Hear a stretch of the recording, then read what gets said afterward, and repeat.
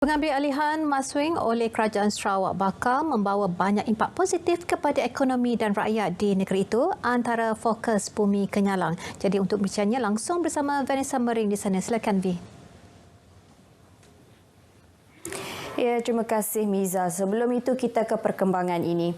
Penjawat awam berkhidmat di Sarawak digesa untuk lebih berinovasi dan berfikiran terbuka ke arah melonjakkan lagi ekonomi negeri. Premier Sarawak Datuk Patinggi Tan Sri Abang Johari Tun Nopeng berkata, mereka juga perlu berkeyakinan tinggi selain berani menerima risiko dalam mendukung pelaksanaan dasar ekonomi baharu berasaskan teknologi dan tenaga yang boleh diperbaharui.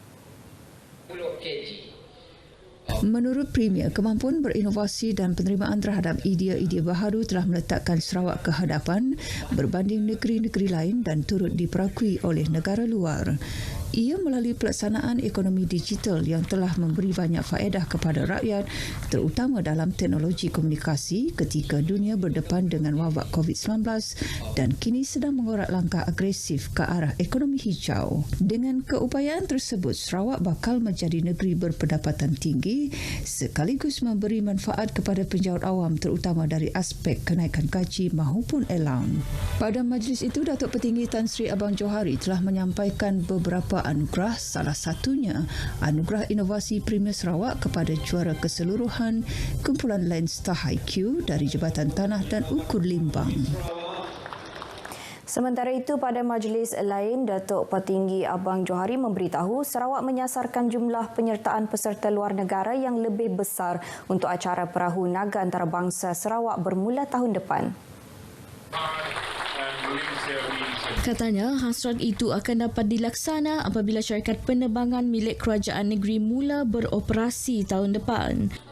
Tahun baru kemungkinan kalau kita telah selesai dengan syarikat penerbangan. Jadi kita ada special flight lah, sama ada through charter ataupun mount kita pun flight. Okey, kita promote untuk luar negara participating dalam kita punya kata.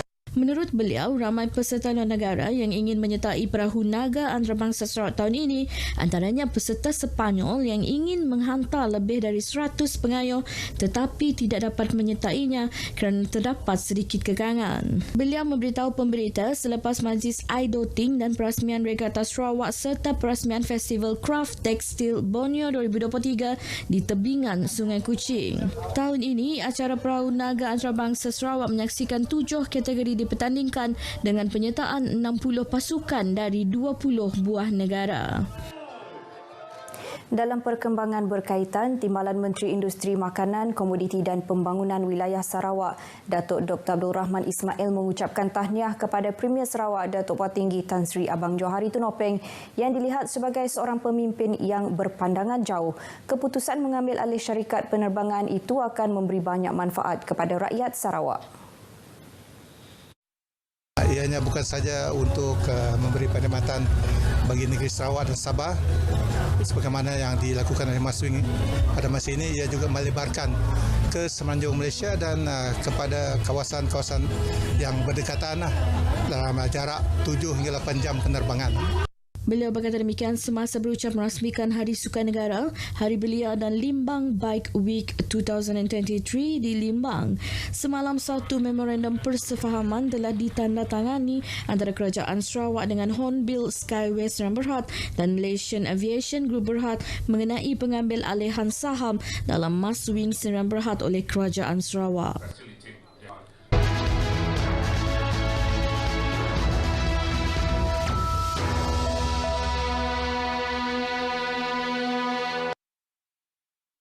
Timbalan Perdana Menteri Datuk Seri Fadilah Yusof mahu penduduk Jepak turun mengundi pada 4 November nanti. Jelas beliau yang juga naib Presiden kanan Parti Pesaka Bumiputra Bersatu PBB, meskipun ini hanya pilihan raya kecil PRK, namun mampu memberi impak besar terhadap hala tuju negara.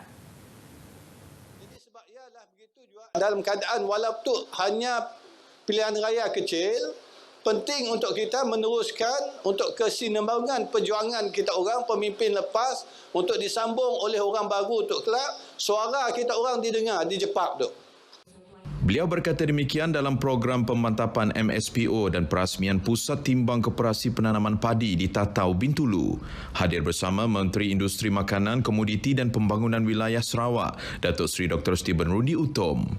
Calon gabungan Parti Sarawak GPS bagi PRK Dun Jepa Iskandar Turki turut hadir menyantuni lebih 300 pekebun kecil di daerah berkenaan.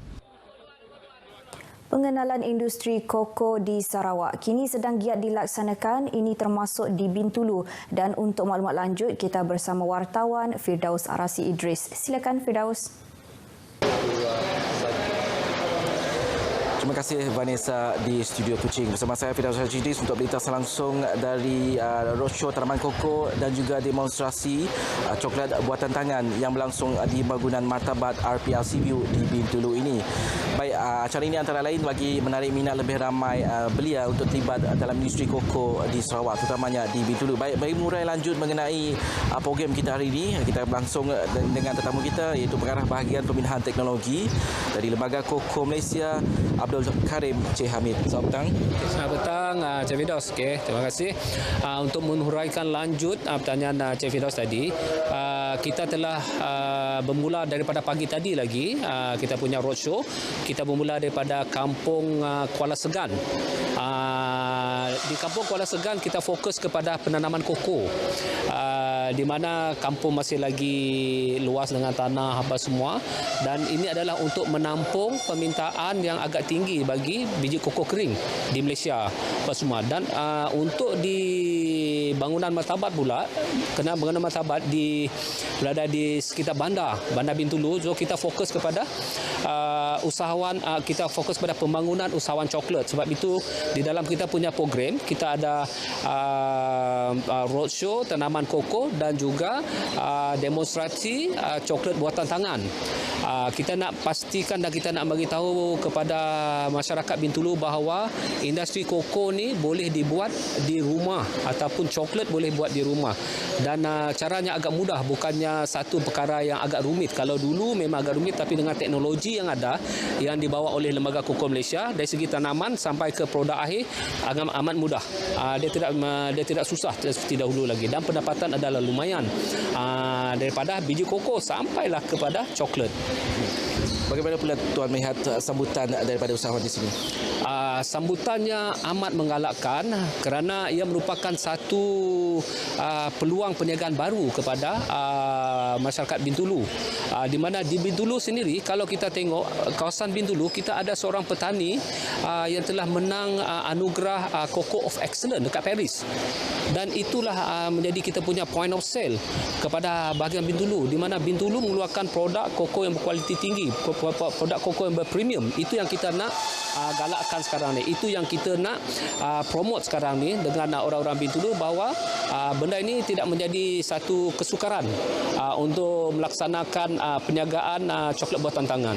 Dan lagipun kita di Sarawak, di pejabat kita di Kota Semarahan, kita ada sebuah kilang ataupun kita ada kompleks Sara Koko Cluster yang boleh menyediakan bahan tanaman tersebut terus. Dan ada apa antara produk yang boleh diketengahkan kalau di Bintulu sendiri? Di Bintulu saya rasa merupakan sebuah bandar baru, dan coklat pembuat coklat handmade coklat lah, kita panggil handmade coklat dalam bentuk pralin, dalam bentuk bar.